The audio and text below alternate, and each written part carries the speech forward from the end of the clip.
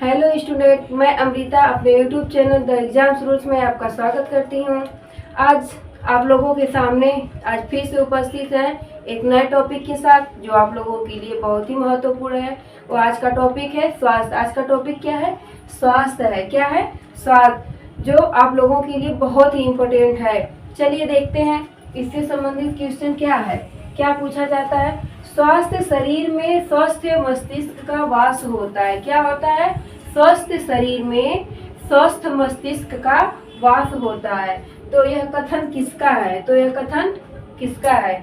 तो यह कथन जो है अरस्तु का है। यह कथन अरस्तु का है।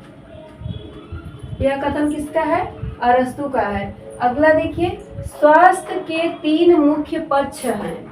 स्वास्थ्य के 3 मुख्य पक्ष कौन कौन से हैं, ये आप लोगों को बताना है कि स्वास्थ्य के 3 मुख्य पक्ष कौन कौन है। तो कौन कौन है?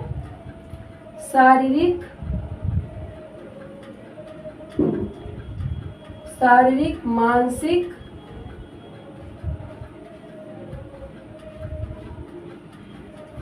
और संवेगात्मक।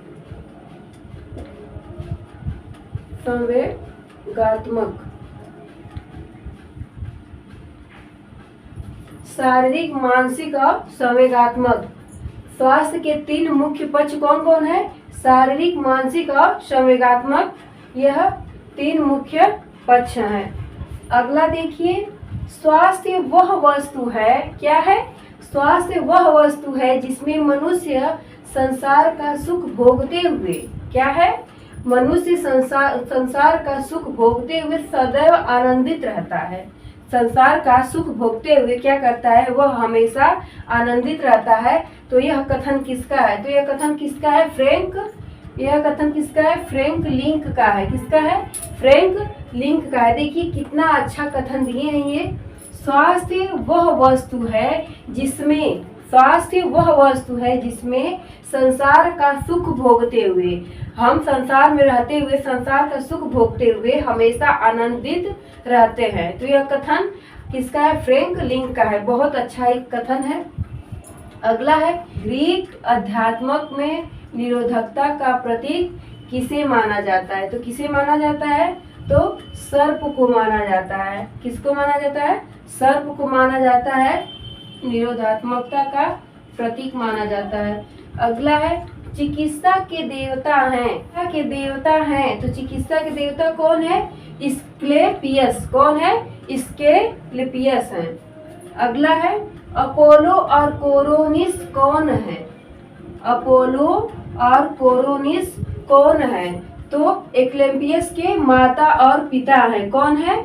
एस्क्लेपियस के माता और पिता हैं। अगला है, एपियोस का अर्थ क्या होता है? तो आपको बताना है कि एपियोस का अर्थ क्या होता है। एपियोस मतलब क्या होता है? तो एपियोस का मतलब क्या होता है? सुखदायक होता है। क्या होता है? सुखदायक होता है, जो ठीक होने के लिए आवश्यक है। क्या है?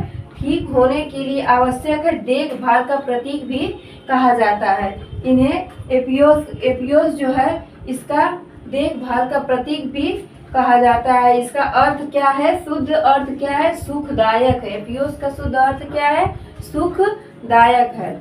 अगला है, एपियोन कौन थी? एपियोन कौन थी? तो एस्क्लेपियस की पत्नी थी। कौन थी?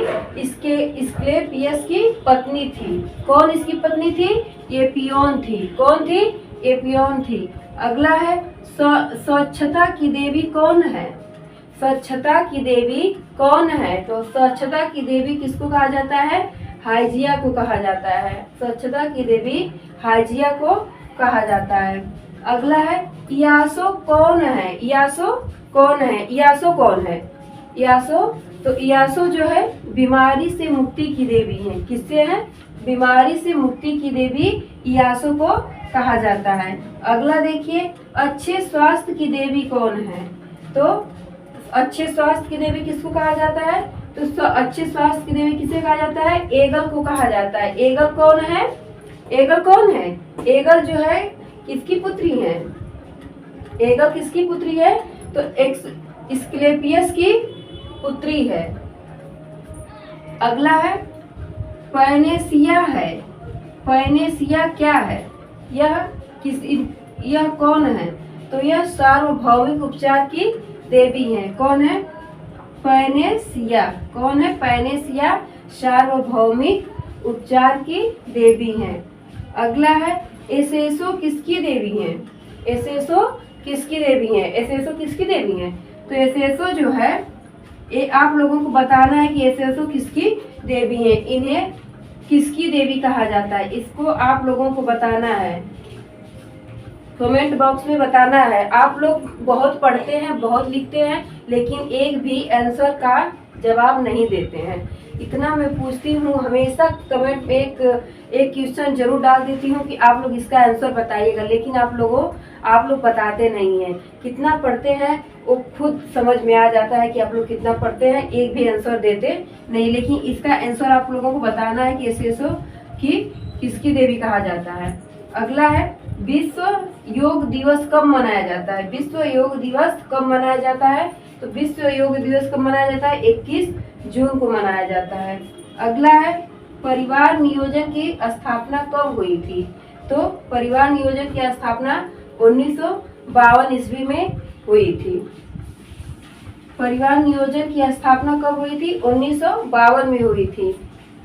आज के लिए बस इतना ही, फिर मिलेंगे अगले वीडियो में अगले नेक्स्ट टॉपिक के साथ। जो अगर आप लोगों को जो टॉपिक समझ में नहीं आए उससे आप लोग कमेंट बॉक्स में बता दिया करिए कि मैम ये पढ़ाना है, ये बता दीजिए, इससे क्वेश्चन बना दीजिए, तो मैं उसको लेकर आऊँगी। Thank you.